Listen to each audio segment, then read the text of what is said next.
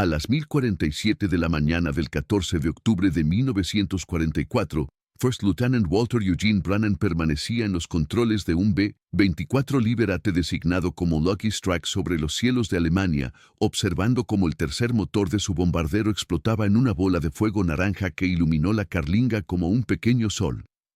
27 años, nacido en Caulfield, Tennessee, un pueblo minero de 342 habitantes donde su padre había muerto de pulmón negro a los 41 años. 1.73 metros de altura, 68 kilogramos de peso, con una cicatriz irregular que cruzaba su mejilla izquierda desde un accidente de motocicleta en 1939. Nadie en el 459º Bomb Group quería volar con Walter Brannan.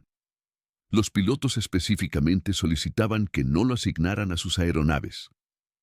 Durante las primeras 4 misiones, Brannan había vomitado 3 veces en la cabina por el pánico, había congelado los controles durante un ataque de caza sobre Viena y en una ocasión memorable, había encendido los motores en secuencia incorrecta, casi matando al equipo de tierra. Los hombres lo llamaban el temblor porque sus manos no dejaban de temblar antes de cada misión. El coronel Harrison Mitchell había firmado los papeles para enviarlo de vuelta a Estados Unidos 3 semanas antes, pero la escasez de pilotos había cancelado la transferencia. Ahora, sobre Regensburg, Alemania, a 24.000 pies, 7.315 metros de altitud, con temperaturas externas de 48 grados bajo cero Fahrenheit, menos 44 grados centígrados, el hombre que todos consideraban un cobarde tenía exactamente 9 tripulantes cuyas vidas dependían de sus decisiones en los próximos 47 minutos. El B-24 Liberate era una bestia de 65.000 libras, 29.484 kilogramos, completamente cargada, propulsada por 4 motores Pratt & Whitney R-1830 Twin Wasp de 1.200 caballos de fuerza cada uno. A diferencia del B-17 Flying Fortress, que podía planear relativamente bien con motores dañados, el B-24 tenía un ala de alto aspecto que lo hacía notoriamente difícil de controlar con potencia reducida. Los pilotos decían que volar un B-24 con menos de 3 motores era como intentar mantener un ladrillo en el aire usando la voluntad pura. Con solo un motor funcionando, la aerodinámica dictaba que la aeronave debía descender inmediatamente. Planear 200 millas, 322 kilómetros, era, según todos los manuales de la Army Air Force, físicamente imposible. Esa mañana, 847 bombarderos pesados habían despegado de bases en Italia como parte de la Operación Point Blank, el esfuerzo sistemático para destruir la industria aeronáutica alemana. El 459º Bomb Group contribuía 36 B-24 a la formación, con el objetivo de bombardear las fábricas de rodamientos de bolas en Regensburg. Las estadísticas eran brutales. En misiones a Alemania profunda, el índice de pérdidas promediaba 8.2%. De cada 100 bombarderos que cruzaban los Alpes, 8 no regresaban. Multiplicado por 10 tripulantes por aeronave, cada misión costaba aproximadamente 80 vidas americanas. El problema había comenzado 17 minutos antes, cuando una formación de 23 Focke-Wulf 190 había interceptado la formación de bombarderos sobre los Alpes austriacos. Los cazas alemanes habían empleado una táctica nueva, atacando desde las 12 en punto alto en grupos de 3, concentrando el fuego en los bombarderos de la esquina inferior izquierda de la formación. Lucky Strike ocupaba exactamente esa posición. El primer motor había recibido 14 impactos directos de cañón de 20 milímetros a las 1023, desintegrándose en fragmentos de metal que habían perforado el ala izquierda en 47 puntos. El segundo motor había fallado 11 minutos después cuando los fragmentos cortaron las líneas de combustible. Y ahora, el tercer motor acababa de explotar, dejando solo el motor número 4, el exterior derecho, funcionando a potencia completa. Brannan miró a su copiloto, Second Lieutenant James Jimmy Kowalski, un chico de 22 años de Milwaukee, Wisconsin, cuyo padre era dueño de una carnicería polaca. Kowalski tenía los ojos desorbitados, sus manos aferradas a los controles con tanta fuerza que sus nudillos estaban blancos. Era la tercera misión de Kowalski. Había sido asignado a Brannan porque nadie más lo quería. Estamos muertos, dijo Kowalski, su voz apenas audible sobre el rugido del único motor sobreviviente. Estamos absolutamente muertos. Brennan sintió algo extraño en ese momento. Algo que no había sentido en ninguna de sus 5 misiones anteriores. Su estómago no se revolvía. Sus manos no temblaban. Por primera vez en su vida como aviador, estaba completamente tranquilo. Era como si toda la energía nerviosa que había desperdiciado en pánico durante meses hubiera sido reemplazada por una claridad cristalina. Podía escuchar cada sonido. Podía sentir cada vibración del fuselaje. Podía ver el horizonte con una nitidez que nunca había experimentado. No, dijo Brennan, su voz firme por primera vez desde que había llegado a Italia. No estamos muertos todavía. Lo que Brennan entendía, y lo que la mayoría de los pilotos nunca habían tenido que calcular, era la diferencia entre potencia y sustentación. Un B-24 a 24.000 pies de altitud tenía energía potencial almacenada en forma de altura. Cada 1.000 pies de altitud podía convertirse en aproximadamente 3 millas de distancia horizontal si se administraba correctamente. Con 24.000 pies disponibles, teóricamente podía cubrir 72 millas en planeo puro. Pero las líneas aliadas en Italia estaban a más de 200 millas de distancia.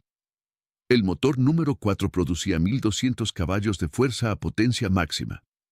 Brennan lo redujo a 1.050 caballos, el punto óptimo donde el consumo de combustible se equilibraba con el empuje necesario. Cada libra de combustible ahorrada significaba minutos adicionales en el aire. Cada minuto adicional significaba millas adicionales hacia territorio seguro. Calculemos esto, dijo Brennan, más para sí mismo que para Kowalski. Tenemos 387 galones de combustible restante.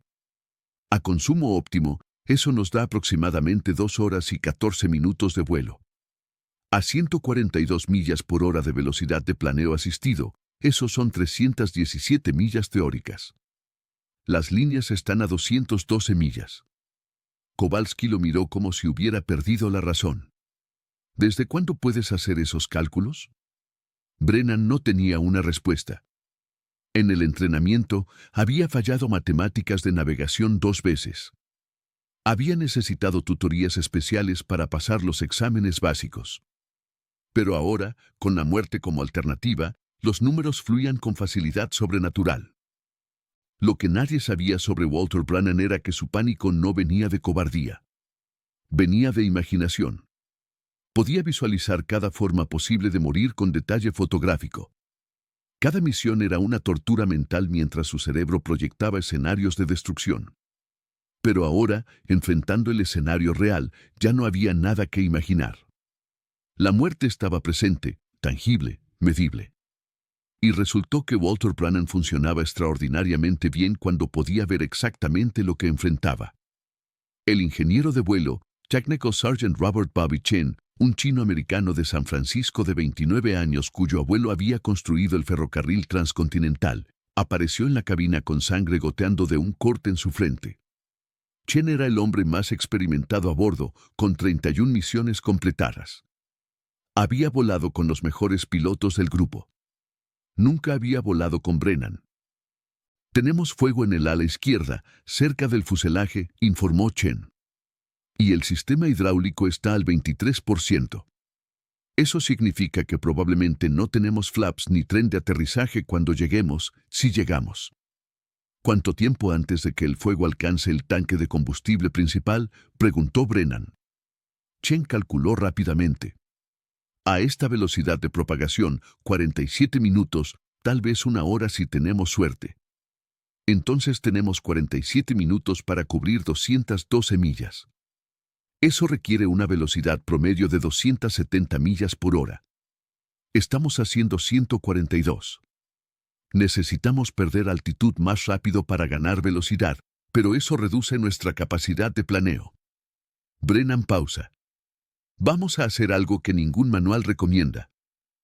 Inclinó la nariz del bombardero hacia abajo, aumentando el ángulo de descenso de 2 grados a 4 grados. La velocidad subió a 178 millas por hora, pero el altímetro comenzó a girar más rápido. 23.500 pies. 23.000 pies. 22.500 pies. Cada 100 pies perdidos era distancia potencial sacrificada. «Estás gastando nuestra altitud demasiado rápido», advirtió Kowalski. «Estoy cambiando altitud por tiempo», respondió Brennan. «No sirve de nada tener altitud si el ala se quema antes de usarla». Era una apuesta calculada. Brennan estaba intercambiando el margen de seguridad de la altitud por velocidad, esperando que pudieran apagar o contener el fuego antes de que el tanque de combustible explotara. Era el tipo de decisión que los pilotos experimentados debatían durante horas en salas de instrucción. Brennan la había tomado en 3 segundos. Chen desapareció hacia la sección de bombardeo, organizando a los tripulantes para combatir el incendio. El bombardero, Staff Sergeant Michael O'Brien, un irlandés de Boston de 24 años con pecas tan densas que su rostro parecía bronceado permanentemente, comenzó a arrancar las mantas de lana de los asientos de los artilleros. Las empaparon con la orina acumulada en los tubos de alivio, el único líquido disponible a 20.000 pies donde todo lo demás estaba congelado. Si quieres ver cómo terminó la misión de Walter Brennan, por favor dale like a este video. Nos ayuda a compartir más historias olvidadas como esta. Suscríbete si aún no lo has hecho. Volvamos a Walter Brennan. A las 1103, el fuego en el ala izquierda había sido contenido temporalmente usando las mantas empapadas y los extintores de CO2 a bordo. Chen había sufrido quemaduras de 2º grado en ambas manos al apagar las llamas directamente con los guantes de vuelo. El dolor era insoportable, pero Chen envolvió sus manos en vendas del kit de primeros auxilios y regresó a su puesto. No había tiempo para pensar en el dolor. El B-24 había descendido a 18.400 pies, 5.608 metros, y cruzaba ahora sobre el norte de Austria, todavía profundamente en territorio enemigo. Brennan mantenía el motor número 4 a 1.020 caballos de fuerza, vigilando constantemente la temperatura del aceite. Si ese motor fallaba, no habría segunda oportunidad. Fue entonces cuando apareció el segundo grupo de cazas. 12 Messerschmitt Bf-109 emergieron de una capa de nubes a las 3 en punto, aproximadamente 2.000 pies por debajo del bombardero herido. Los cazas alemanes habían aprendido a buscar bombarderos rezagados, los Wounded Ducks que se separaban de la formación. Lucky Strike era el objetivo perfecto, humo visible, solo un motor funcionando, sin escolta de cazas. El artillero de cola, Staff Sergeant Anthony Rizzo de Brooklyn, Nueva York, fue el primero en verlos. Rizzo tenía 26 años, un exboxeador peso mediano que había peleado 14 combates profesionales antes de la guerra, ganando 11 por knockout. Sus reflejos eran legendarios en el grupo. «Bandidos, 3 en punto bajo, 12 de ellos, subiendo hacia nosotros», anunció por el intercomunicador. Brennan enfrentaba ahora una decisión imposible. Maniobrar evasivamente consumiría combustible y altitud que no podía permitirse perder. Pero no maniobrar significaba convertirse en un blanco estacionario para 12 cazas. «Artilleros, prepárense», ordenó Brennan. «Vamos a darles una pelea». Los artilleros de cintura, los gemelos Patrick y Thomas Flynn de Chicago, de 23 años cada uno, giraron sus ametralladoras Browning M2 calibre .50 hacia los cazas que ascendían. Cada gemelo tenía 400 balas restantes. A 800 disparos por minuto por arma, eso significaba 30 segundos de fuego continuo cada uno antes de quedarse vacíos. El primer Messerschmitt abrió fuego a 600 yardas, 549 metros. Las balas trazadoras de 7.92 milímetros rayaron el aire como luciérnagas mortales. Brennan sintió los impactos golpear el fuselaje, un sonido como granizo metálico contra un techo de lata. 400 yardas. 350 yardas. 300 yardas. «Fuego», ordenó Brennan. Las 6 ametralladoras .50 del B-24 cobraron vida simultáneamente. El ruido era ensordecedor, un rugido continuo que hacía vibrar los dientes. Rizzo en la cola disparaba ráfagas cortas y precisas, cada una de 20 balas. Los gemelos Flynn barrían el cielo con fuego cruzado. El primer Messerschmitt recibió 7 impactos en el motor, explotando en una bola de fuego que iluminó las nubes. El piloto alemán no tuvo tiempo de eyectarse. El segundo caza rompió a la izquierda, saliendo de la línea de fuego. Pero los otros 10 continuaron su aproximación. Brennan hizo algo que ningún piloto de bombardero cuerdo haría. Giró directamente hacia los cazas atacantes. Los Messerschmitt no esperaban eso. Su ataque estaba calculado para interceptar un bombardero que intentara escapar, no uno que cargara hacia ellos. En los 3 segundos de confusión mientras los pilotos alemanes recalculaban sus vectores de ataque, Brennan ganó una ventaja crucial: iniciativa. Los artilleros de Lucky Strike concentraron el fuego en el líder de la formación alemana. 47 balas de calibre .50 impactaron el Bf-109 del Hauptmann Friedrich Weber, unas con 23 victorias confirmadas que había sobrevivido 3 años de combate sobre Europa. Weber murió instantáneamente cuando una bala atravesó su parabrisas blindado y le destrozó el cráneo. Sin su líder, los cazas alemanes dudaron. 2 segundos. 3 segundos. 4 segundos de vacilación mientras decidían quién tomaría el mando. En esos 4 segundos, Brennan completó su viraje y puso el sol directamente detrás del B-24. Los pilotos alemanes, mirando directamente hacia el sol de mediodía, perdieron de vista al bombardero por 6 segundos cruciales. Cuando recuperaron visualmente el objetivo, Brennan había descendido otros 1200 pies y estaba parcialmente oculto por una capa de nubes fraccionadas. Los cazas intentaron perseguirlo, pero un B-24 en descenso controlado podía alcanzar velocidades de 220 millas por hora, más rápido de lo que los Bf-109 podían seguir sin perder el control en el aire más denso de altitudes inferiores. Después de 3 minutos de persecución infructuosa, los cazas alemanes abandonaron el ataque. Sus tanques de combustible no les permitían una persecución prolongada y otros bombarderos rezagados ofrecían blancos más fáciles. Lucky Strike había sobrevivido, pero el costo era alto.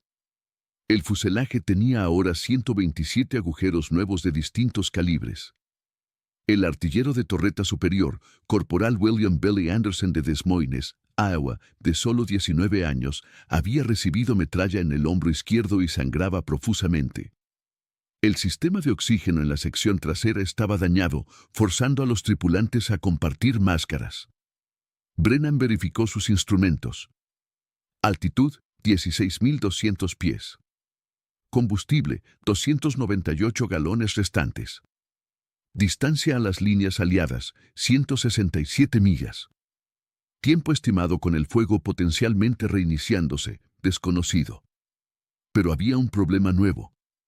El único motor funcionando había comenzado a fallar intermitentemente. Chen informó desde su puesto que la presión de aceite estaba cayendo de 72 libras por pulgada cuadrada a 64 libras por pulgada cuadrada y continuaba descendiendo. A 45 libras por pulgada cuadrada, el motor se bloquearía. ¿Cuánto tiempo tenemos?, preguntó Brennan. Chen hizo cálculos mentales. A esta velocidad de pérdida, 23 minutos, tal vez 25 si dejamos de exigir potencia máxima. Brennan estaba atrapado entre dos imposibles. Necesitaba potencia para cubrir la distancia, pero usar potencia aceleraría la falla del motor. No usar suficiente potencia significaba descender demasiado rápido y no alcanzar las líneas aliadas. «Vamos a hacer algo estúpido», anunció Brennan por el intercomunicador. «Quiero que todos tiren por la borda todo lo que no sea esencial para mantener este avión en el aire. Ametralladoras, munición, chaquetas antiexplosión, cascos, asientos que no estén ocupados. Todo». Kowalski lo miró horrorizado. ¿Las armas? ¿Y si nos atacan de nuevo? Si nos atacan de nuevo con un motor al 60%, las armas no van a importar. Pero cada 100 libras menos significa 0.3 millas adicionales de alcance. Tenemos que perder peso ahora mismo. Durante los siguientes 7 minutos, la tripulación de Lucky Strike desmontó y arrojó 2.340 libras de equipo. Las ametralladoras Browning, cada una pesando 84 libras, fueron desconectadas y empujadas por las escotillas de los artilleros. 4.800 balas de munición siguieron. Las chaquetas antiexplosión de 22 libras cada una, diseñadas para proteger contra la metralla, fueron sacrificadas. Incluso el equipo de navegación no esencial fue arrojado. Rizzo, el artillero de cola, se negó inicialmente a soltar su arma. «Es mi trabajo defenderlos», protestó. Chen, con sus manos vendadas y sangrantes, lo confrontó. «Tu trabajo es llegar a casa vivo. El arma no va a hacer eso. La física sí».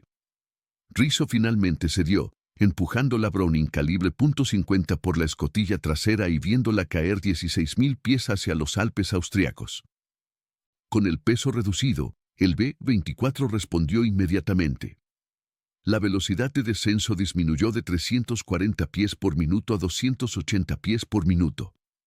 El motor número 4, aliviado de parte de la carga, estabilizó su presión de aceite en 58 libras por pulgada cuadrada. No era ideal, pero era suficiente. Brennan recalculó. 147 millas hasta territorio seguro. 12.400 pies de altitud. Consumo de combustible actual proyecta 163 galones restantes al cruzar las líneas. Motor funcionando al 62% de capacidad. Vamos a lograrlo, apenas. Fue en ese momento cuando Anderson, el artillero de torreta herido, perdió la conciencia por la pérdida de sangre. Su cuerpo cayó contra los controles de la torreta, trabando el mecanismo de rotación. El peso muerto adicional en la posición superior del fuselaje comenzó a desestabilizar el avión, creando un ligero balanceo que Brennan luchaba por compensar con el timón. O'Brien, el bombardero irlandés, trepó hasta la torreta y encontró a Anderson pálido y sin respuesta. El torniquete improvisado que le habían aplicado al hombro se había aflojado. O'Brien tenía dos opciones: arrastrar a Anderson fuera de la torreta, un proceso que tomaría varios minutos y potencialmente agravaría sus heridas, o dejarlo en posición y rezar por que sobreviviera. Brennan llamó a O'Brien por el intercomunicador. «Anderson está mal. Muy mal. Necesita un médico ahora mismo o no va a lograrlo». Brennan enfrentaba otra decisión imposible. Descender más rápido los acercaría al suelo donde podrían aterrizar de emergencia y conseguir ayuda médica, pero descender más rápido también los dejaría cortos de las líneas aliadas, aterrizando en territorio enemigo donde todos serían capturados o muertos. Mantener el curso actual maximizaba las posibilidades de llegar a territorio seguro, pero reducía las posibilidades de Anderson de sobrevivir. «¿Cuánto tiempo tiene?», preguntó Brennan. O'Brien verificó el pulso de Anderson. Débil. Irregular. Media hora, tal vez menos. Brennan miró el mapa de navegación. 147 millas a territorio aliado. A velocidad actual, 62 minutos de vuelo. Anderson tenía 30 minutos. La matemática era cruel e inequívoca. «Manténlo vivo como puedas», ordenó Brennan. «Llegamos a las líneas o morimos todos intentándolo». Era la decisión más fría que Walter Brennan había tomado en su vida.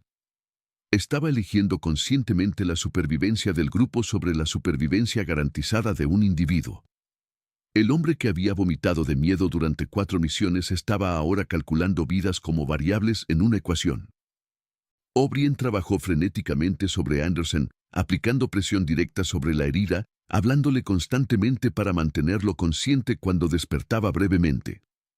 Usó su propia camisa como vendaje adicional, quedándose en camiseta interior en una cabina donde la temperatura era de 12 grados bajo cero Fahrenheit, menos 11 grados centígrados. Mientras tanto, Chen monitoreaba el motor número 4 como un padre vigilando a un hijo enfermo. Cada fluctuación en la temperatura del aceite, cada cambio en el sonido del motor, era registrado y analizado. A las 1134, la presión de aceite cayó a 51 libras por pulgada cuadrada. Chen añadió aceite de reserva al sistema, ganando temporalmente 6 libras por pulgada cuadrada. Pero sabía que era solo un parche. El daño interno al motor era progresivo. A las 1141, cuando Lucky Strike cruzaba sobre los Alpes orientales a 9.800 pies, 2.987 metros, el clima decidió intervenir con la crueldad característica de la naturaleza indiferente. Una tormenta de nieve que no había sido pronosticada por los meteorólogos de la base emergió del norte, una masa de nubes grises y densas que se movía a 45 millas por hora directamente hacia la trayectoria del bombardero herido. Brennan vio la pared de nubes aproximarse y sintió algo que no había experimentado en toda la crisis, verdadero terror. Podía pelear contra cazas alemanes. Podía calcular combustible y distancia. Podía tomar decisiones sobre la vida y la muerte de sus tripulantes. Pero no podía negociar con una tormenta. No podía disparar contra el viento. No podía razonar con la nieve. «Dios mío», murmuró Kowalski, viendo la misma pared gris que se alzaba frente a ellos como una montaña vertical. Volar a través de una tormenta de nieve con un solo motor era suicidio. La turbulencia podía desestabilizar el bombardero ya comprometido. El hielo podía acumularse en las alas, añadiendo peso que no podían permitirse.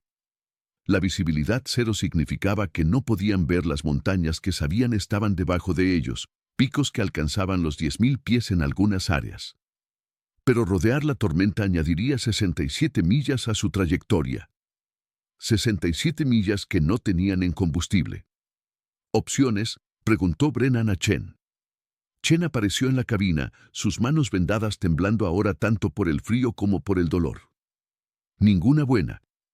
Si atravesamos, probablemente nos estrellamos contra una montaña o el hielo nos derriba. Si rodeamos, nos quedamos sin combustible sobre los Alpes y nos estrellamos de todas formas. Si descendemos para pasar por debajo, perdemos la altitud que necesitamos para planeo y nos estrellamos. Entonces todas las opciones terminan con nosotros estrellándonos, dijo Brennan. Correcto. Brennan se quedó en silencio durante 8 segundos. 8 segundos que a Kowalski le parecieron una eternidad.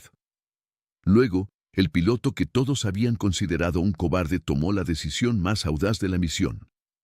Vamos a subir. Kowalski pensó que había escuchado mal. ¿Subir? Con un motor. La tormenta tiene un techo. Toda tormenta tiene un techo. Si podemos superar las nubes, tendremos visibilidad clara y podremos navegar hacia Italia sin golpear una montaña. Sí, perderemos potencia al subir, y sí, gastaremos combustible extra, pero es la única opción que no garantiza un choque. Era una apuesta desesperada. El motor número 4 tendría que trabajar al máximo de su capacidad restante para ganar altitud. Cada pie ganado consumiría combustible que necesitaban desesperadamente. Y si el techo de la tormenta estaba demasiado alto, se quedarían sin potencia antes de superarlo. Brennan empujó la palanca de potencia al 87%, el máximo que Chen había estimado seguro para el motor dañado. El B-24 respondió con un gemido metálico, pero comenzó a subir. 9.800 pies. 10.200 pies. 10.600 pies. La presión de aceite cayó inmediatamente a 47 libras por pulgada cuadrada. Brennan, el motor no va a aguantar, advirtió Chen desde su puesto. Solo necesita aguantar 4 minutos. Estimo que el techo está a 12.000 pies. Pero Brennan estaba equivocado. El techo de la tormenta estaba a 14.200 pies, casi 2.000 pies más alto de lo que había calculado. Y a 11.400 pies, el motor número 4 comenzó a toser. El sonido era inconfundible, una interrupción rítmica en el rugido constante del motor, como un corazón saltándose latidos. La presión de aceite marcaba 43 libras por pulgada cuadrada y descendía. La temperatura del cilindro subía peligrosamente. Chen observaba los indicadores con la certeza fría de un ingeniero que sabe exactamente lo que significan. 2 minutos para falla total del motor, informó. Brennan no respondió. Estaba concentrado completamente en mantener el ángulo de ascenso óptimo, extrayendo cada pie de altitud posible del motor moribundo. 11.800 pies. 12.200 pies. 12.600 pies. La tormenta los envolvió. Visibilidad cero. Turbulencia sacudiendo el bombardero como un juguete. Nieve golpeando el parabrisas con un sonido como arena arrojada contra vidrio. Kowalski cerró los ojos involuntariamente, incapaz de mirar la blancura que los rodeaba. 13.000 pies. 13.400 pies. El motor tosía ahora constantemente, funcionando en los últimos vestigios de su aceite lubricante. A las 1147, a 14.100 pies de altitud, el motor número 4 emitió un sonido final, un chirrido metálico que reverberó a través del fuselaje y murió. El silencio fue absoluto. Por primera vez en 4 horas, el B-24 Lucky Strike no tenía motores funcionando. Era ahora un planeador de 52.000 libras, descendiendo a 1.400 pies por minuto hacia montañas invisibles. Brennan contó mentalmente. A 14.100 pies, con descenso de 1.400 pies por minuto, tenía exactamente 10 minutos antes de que la altitud llegara a 0. Menos si había montañas debajo de ellos. Chen, intenta reiniciar el motor, ordenó Brennan. El motor está bloqueado. Sin aceite, los pistones se soldaron. No hay reinicio posible. Entonces somos un planeador. Somos un ladrillo con alas. Brennan ignoró el comentario. Ajustó los controles para máxima eficiencia de planeo, reduciendo el ángulo de descenso a 800 pies por minuto a costa de velocidad. Era un intercambio que compraba tiempo pero reducía distancia horizontal. Sin embargo, tiempo era exactamente lo que necesitaba ahora. La tormenta continuaba golpeándolos. Hielo se acumulaba en el borde de ataque de las alas, añadiendo peso y destruyendo la aerodinámica. Brennan podía sentir cómo el avión se volvía más pesado, más difícil de controlar, con cada minuto que pasaba. A las 1151, emergieron de las nubes. El sol de mediodía los golpeó como una revelación. Debajo de ellos, las montañas austriacas se extendían en ondulaciones blancas y grises. Y a lo lejos, apenas visible en el horizonte sur, el verde de los valles italianos. Brennan verificó su altitud. 11.300 pies. Distancia a territorio aliado según sus cálculos, 43 millas. Ratio de planeo actual con el peso del hielo, 8:1. Eso significaba 8 millas horizontales por cada milla vertical. Con 11.300 pies de altitud disponible, podía cubrir teóricamente 17 millas antes de tocar suelo. Las matemáticas eran implacables. Necesitaba 43 millas. Tenía capacidad para 17. El déficit era de 26 millas. No vamos a lograrlo, dijo Kowalski, habiendo llegado a la misma conclusión. Brennan no respondió. Estaba mirando hacia abajo, buscando algo, cualquier cosa que pudiera cambiar la ecuación. Lo encontró a las 1154. Una corriente térmica ascendente, visible como una columna de aire más cálido donde la nieve se evaporaba antes de tocar el suelo. Las térmicas eran comunes sobre terreno montañoso cuando el sol calentaba las laderas rocosas. Los planeadores deportivos las usaban para ganar altitud sin motor. Nadie había intentado nunca usar una térmica para mantener un B-24 en el aire. Kowalski inclina hacia la izquierda, 15 grados. ¿Qué estás haciendo? Confía en mí. Brennan guió el bombardero hacia la columna térmica. El efecto fue inmediato. El barómetro, que había mostrado descenso constante durante 7 minutos, se estabilizó. Por 47 segundos, el B-24 dejó de perder altitud. No era suficiente para subir. El bombardero era demasiado pesado para eso. Pero era suficiente para reducir la velocidad de descenso a 200 pies por minuto. Con esa tasa, las matemáticas cambiaban. 11.300 pies a 200 pies por minuto significaba 56 minutos de vuelo. A 140 millas por hora de velocidad de planeo, eso era 130 millas teóricas. Necesitaba 43 millas. Ahora tenía capacidad para 130. El problema era que las térmicas no eran continuas. Brennan tenía que encontrar una, usarla hasta que terminara, luego localizar la siguiente antes de perder demasiada altitud. Era como saltar de piedra en piedra a través de un río, excepto que las piedras eran invisibles y el río era el cielo. Durante los siguientes 23 minutos, Walter Brennan voló el B-24 Lucky Strike como nadie había volado un bombardero jamás. Circuló dentro de térmicas para minimizar el descenso. Saltó entre columnas de aire cálido como un marinero navegando entre corrientes favorables. Ajustó el ángulo de las alas constantemente para maximizar la sustentación. Los tripulantes observaban en silencio, incapaces de ayudar, conscientes de que sus vidas dependían completamente de las manos de un hombre que semanas antes no podía mantener esas mismas manos firmes. A las 1217 cruzaron la línea del frente. El cambio fue visible desde el aire. El terreno controlado por los alemanes estaba marcado por posiciones defensivas, trincheras y vehículos militares. El terreno aliado mostraba campos de aviación con la estrella blanca de las fuerzas aéreas del ejército, convoys moviéndose hacia el norte y banderas tricolores italianas en los pueblos liberados. «Lo logramos», susurró Kowalski. «Dios mío, lo logramos». Pero Brennan sabía que no habían terminado. Estaban a 3.200 pies de altitud sobre territorio amigo, pero eso no significaba nada si no podían aterrizar. Sin motor, sin hidráulicos, sin flaps, sin tren de aterrizaje funcional, el B-24 iba a golpear el suelo de una forma u otra. La única pregunta era si sería un aterrizaje controlado o un choque. Brennan localiza un campo plano a 4 millas de distancia.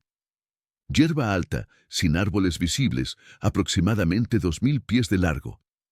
Es corto para un B-24, incluso en condiciones perfectas. Sin flaps para reducir la velocidad de aproximación, necesitaría el doble de esa distancia. No tiene el doble. Tiene lo que tiene. Alinea el bombardero con el campo. 2.800 pies de altitud. 2.400 pies. 2.000 pies. La velocidad es demasiado alta, 156 millas por hora cuando debería estar a 110 para un aterrizaje seguro. Ordena a la tripulación que asuma posiciones de choque. Chen se amarra en la sección de ingeniería. Los gemelos Fuen se acurrucan contra el mamparo trasero. O'Brien sostiene a Anderson, quien ha recuperado la conciencia brevemente y murmura algo sobre su madre en Des Moines. 1.200 pies. 800 pies. El campo se acerca demasiado rápido. Brennan puede ver ahora que hay rocas dispersas en la superficie, piedras del tamaño de sandías que destrozarán el fuselaje si las golpean directamente. Kowalski reza en voz alta. El Padre Nuestro en polaco, la lengua de su abuela. 400 pies. 200 pies.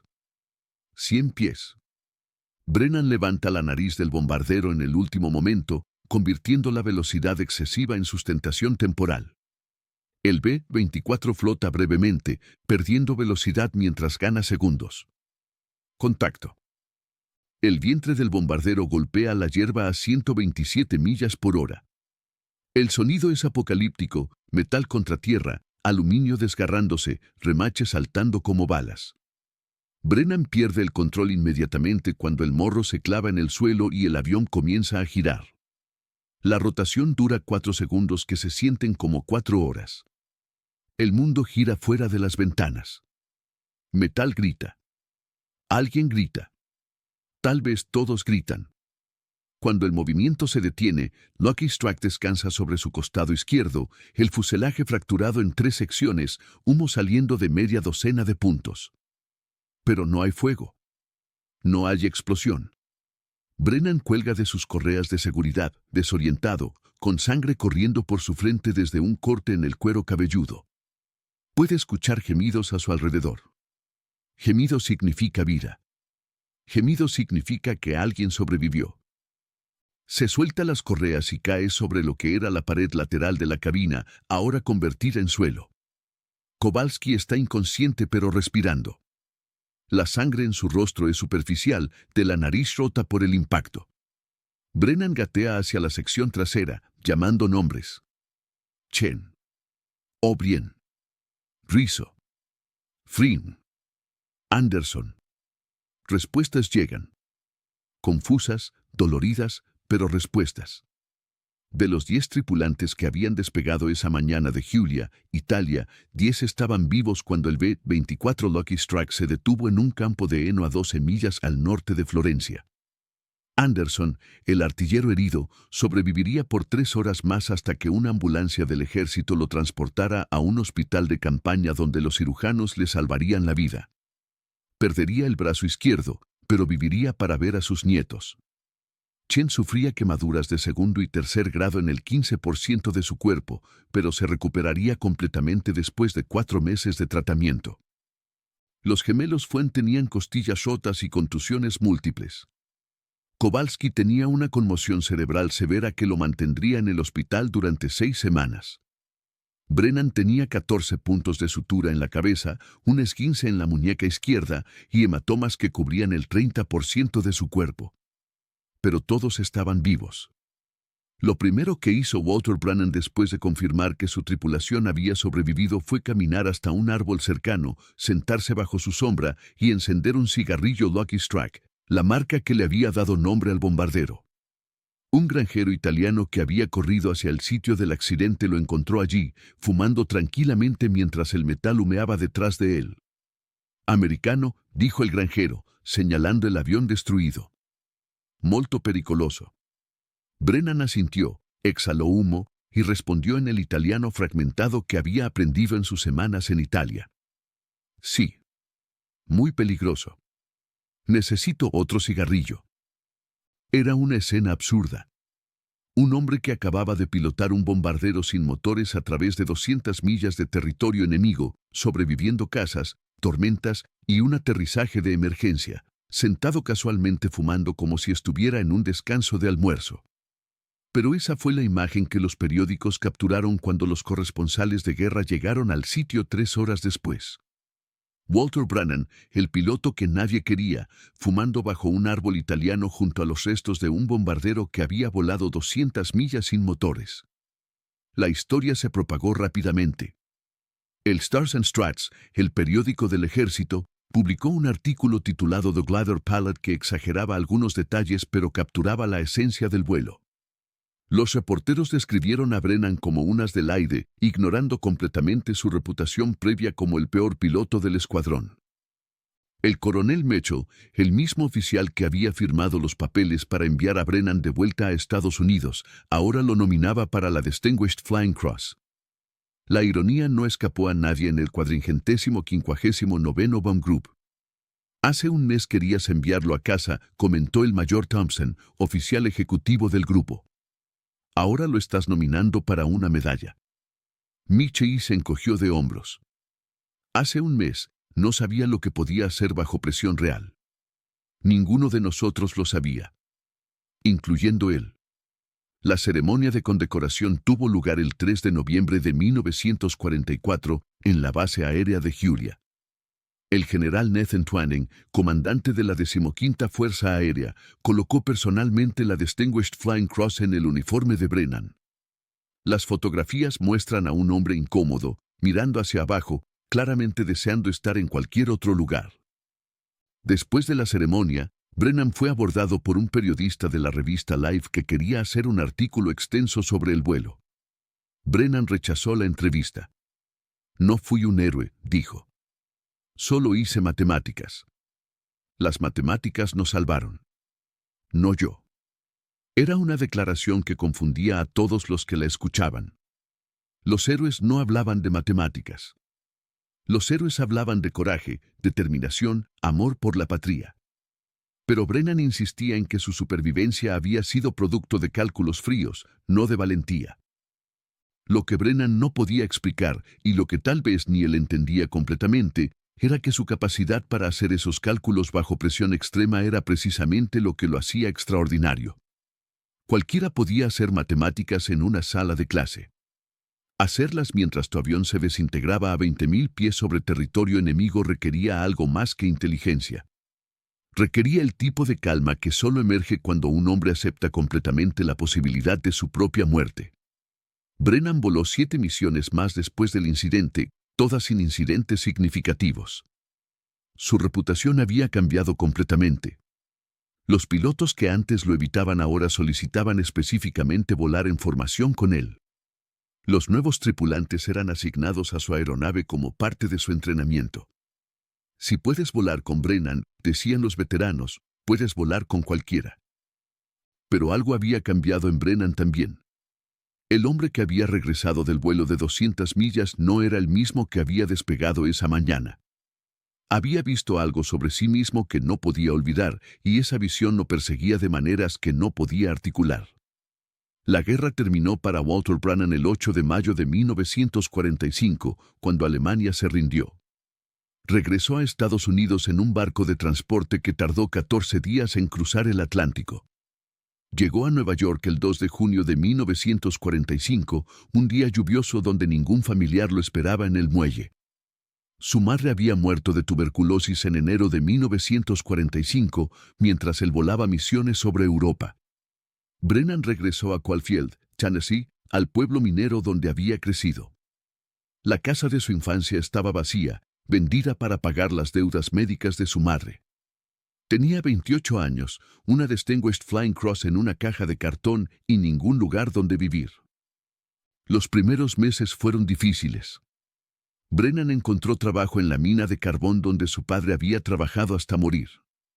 Era un trabajo que odiaba, pero era el único disponible para un hombre sin educación universitaria en un pueblo de 342 habitantes. Cada día descendía a los túneles oscuros, respirando el mismo polvo que había matado a su padre, preguntándose si el cielo sobre Alemania había sido simplemente un sueño. Las noches eran peores. Brennan descubrió que no podía dormir sin soñar con el vuelo. Cada noche revivía el momento en que el tercer motor explotó, el silencio cuando el cuarto motor murió, el impacto del aterrizaje. Se despertaba empapado en sudor, gritando nombres de tripulantes que ahora vivían a miles de millas de distancia. En 1947, Brennan se casó con Mary Ellen Patterson, una maestra de escuela de un pueblo vecino que lo había conocido en un baile de la iglesia. Mary Ellen veía algo en Brennan que él no podía ver en sí mismo, un hombre que había hecho algo extraordinario y no sabía cómo vivir con ello. El matrimonio duró 6 años. Mary Ellen lo dejó en 1953, citando distancia emocional en los papeles de divorcio. Brennan no la culpaba. Sabía que había partes de sí mismo que nunca podría compartir con nadie, memorias que vivían en compartimentos sellados de su mente. Después del divorcio, Brennan comenzó a beber. No era un alcohólico en el sentido clásico. No bebía todos los días. Pero cuando bebía, bebía hasta que los recuerdos se desvanecían, hasta que podía dormir sin soñar.